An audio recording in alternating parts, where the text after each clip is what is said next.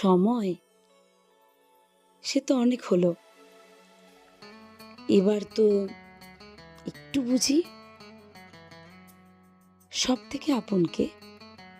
কে আপন বলো তো?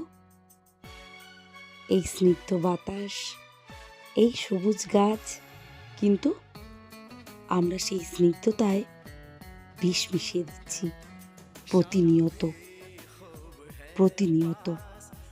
তৃষ্ণা পেলে হাতের কাছেই বিশুদ্ধ জল, তাই তো? কিন্তু এই জলের জন্য, স্নিগ্ধ বাতাসের জন্য কত জায়গায় হাহাকার।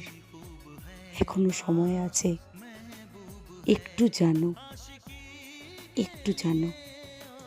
আর তারপর তারপর আর কি? এই সব থেকে আপনজনকে সব থেকে বেশি যত্ন করো।